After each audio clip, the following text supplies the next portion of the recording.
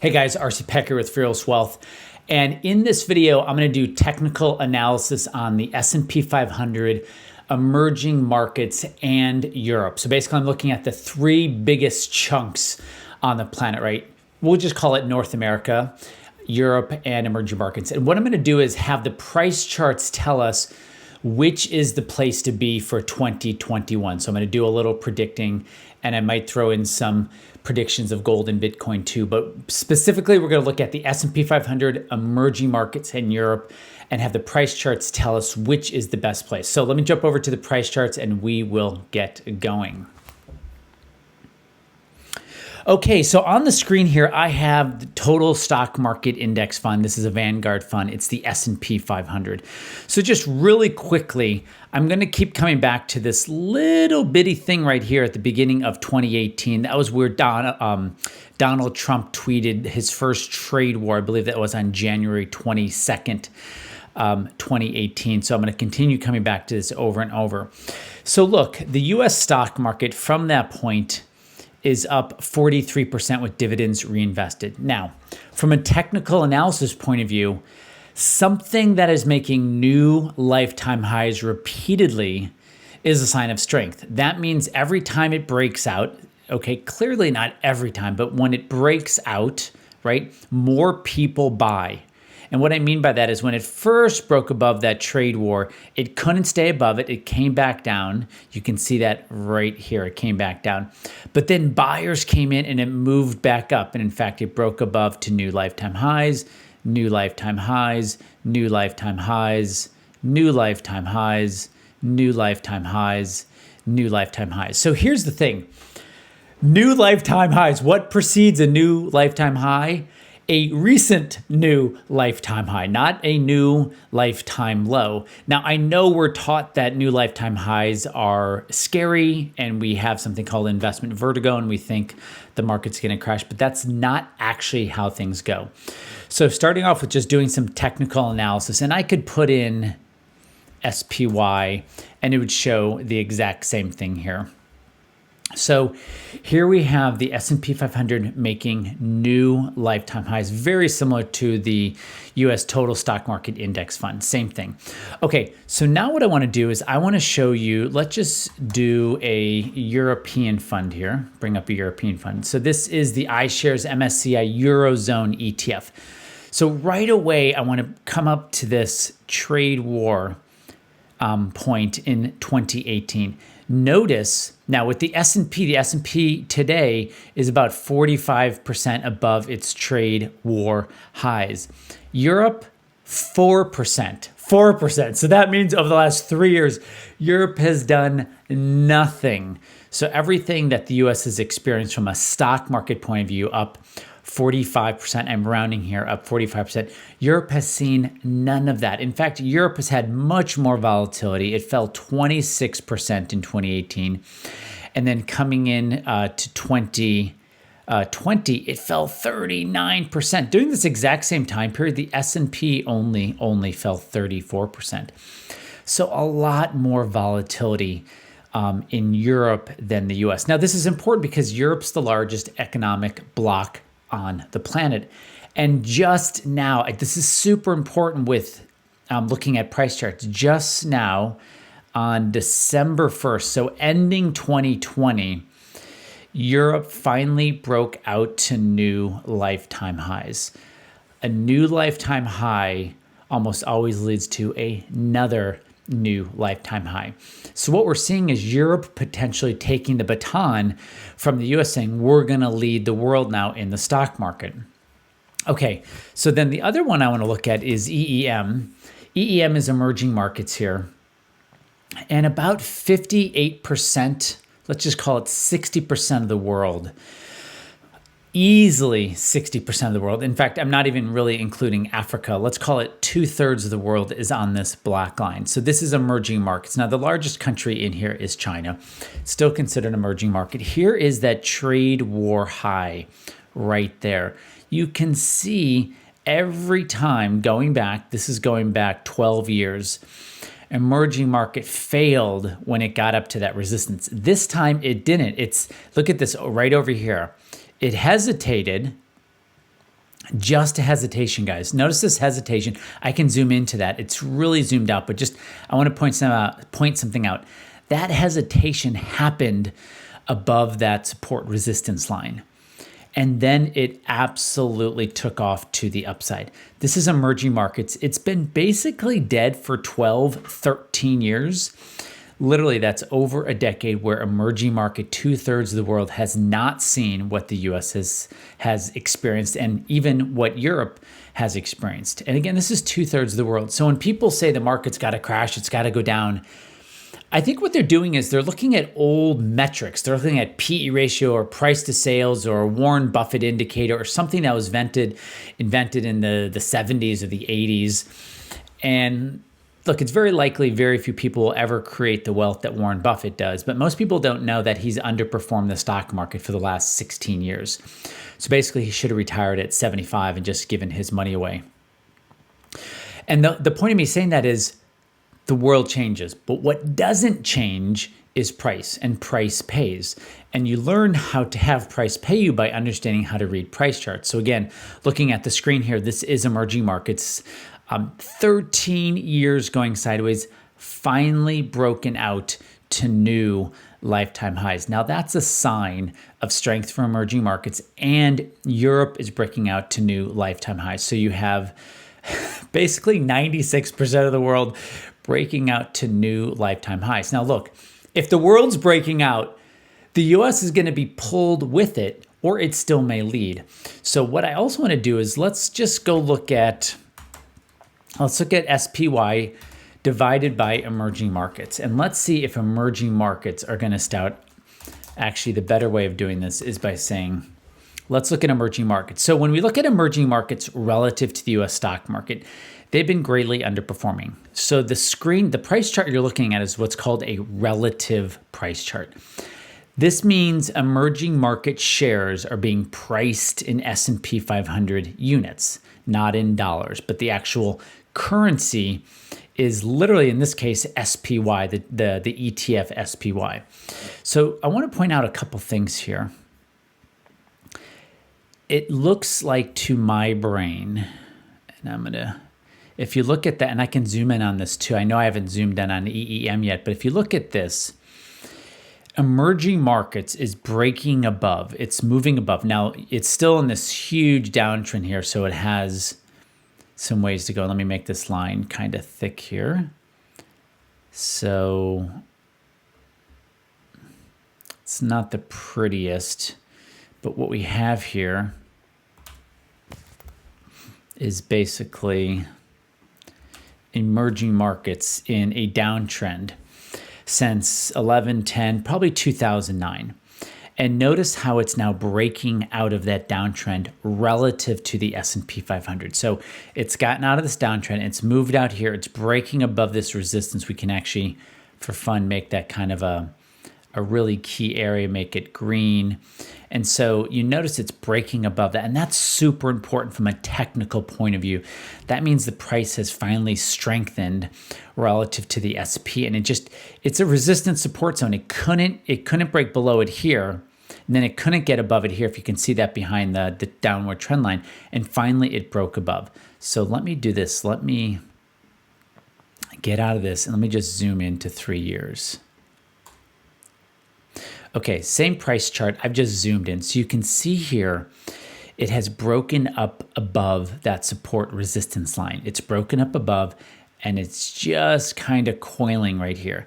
That coiling and the fact that the coiling is happening above that resistance line is super bullish for emerging markets. So prediction for 2021 is emerging markets outperforms the S&P 500. Now, guys, one thing about emerging markets is these things can do 100% a year. All right, they've done 100% a year in the past. So having emerging markets do a triple-digit return in a year is something that it has done. Just for fun, I want to see what emerging markets, it's just getting going. Here was looks like it's consolidation right here, and it is just moving higher. So emerging markets is strengthening. And if I take emerging markets and divide it by SPY and get that relative, here's that price chart again, where it's consolidating above. Okay, so then I want to look at EZU. We looked at this before. This is Europe. Way back here, over to the left, that's the trade war. That's the Trump tweet right there, saying they're going to go into a trade war with China. And you can see the price is above that. Now, this is Europe. So Europe is breaking out to new lifetime highs. Europe has finally broken out above its trade war high. This is super significant because, again, if you're European or your funds are in European stocks, you haven't seen that 50% run-ish that the U.S. has over the last 3 years. In fact, you've seen nothing but price violence and price volatility if you've been investing in European stocks. This is also a reason why you don't want to track price to earnings ratios in those old school 1980 fundamentals, because you would have bought into Europe years ago. And that means you would have put money into Europe and you would have unnecessarily slowed the growth down of your portfolio.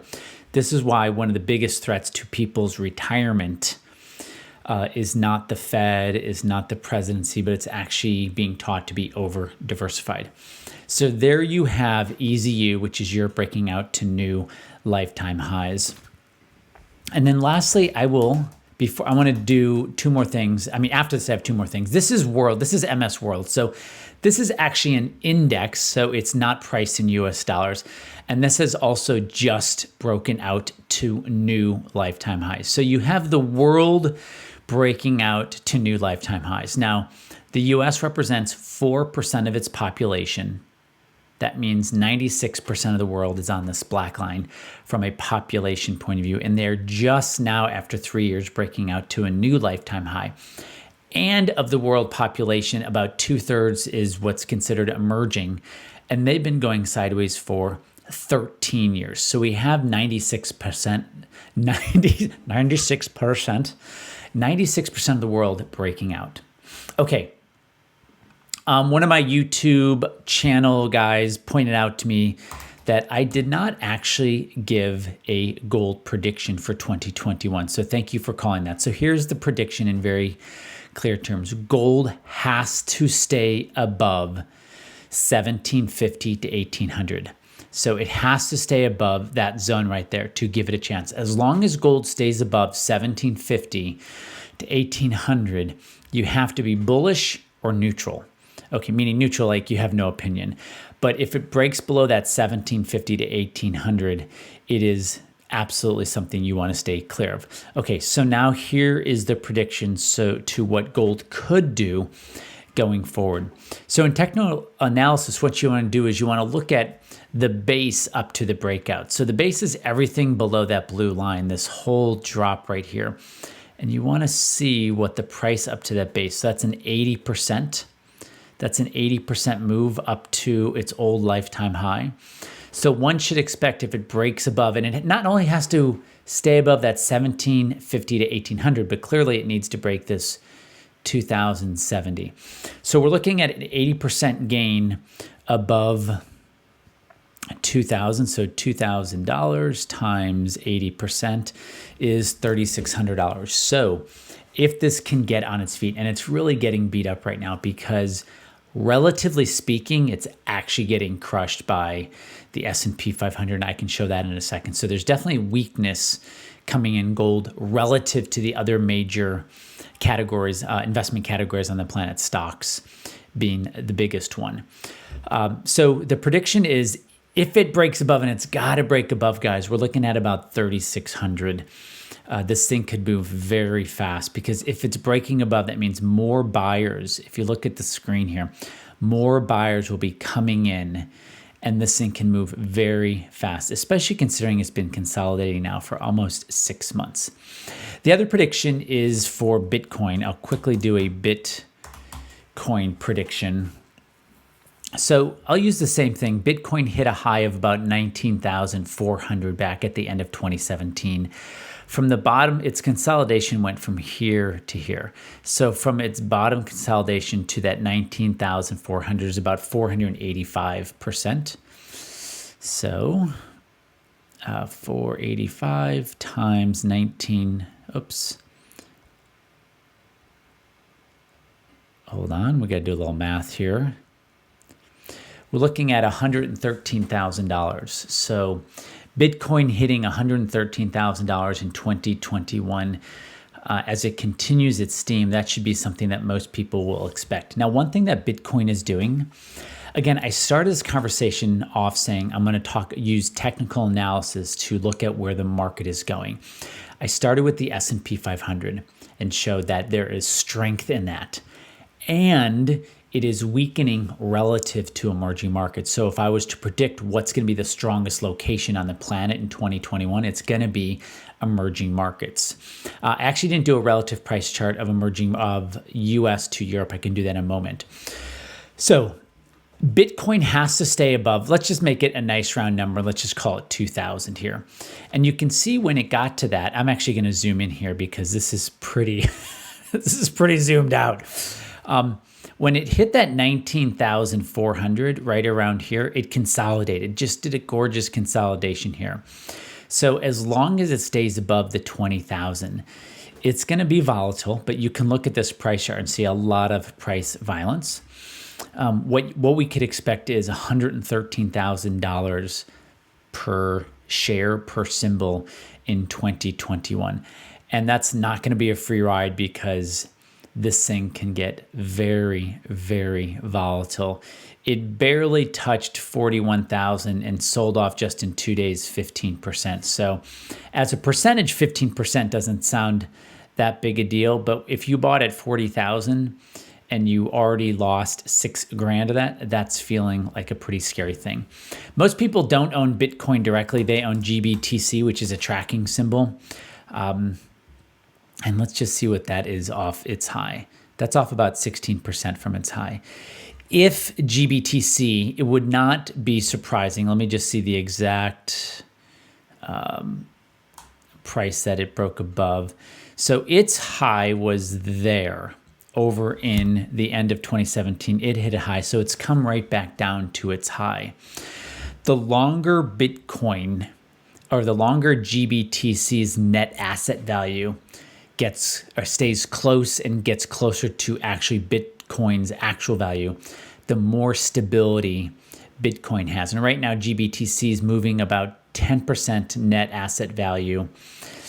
Its price is 10% above its net asset value, which back in 2017, it was hundreds of percent higher.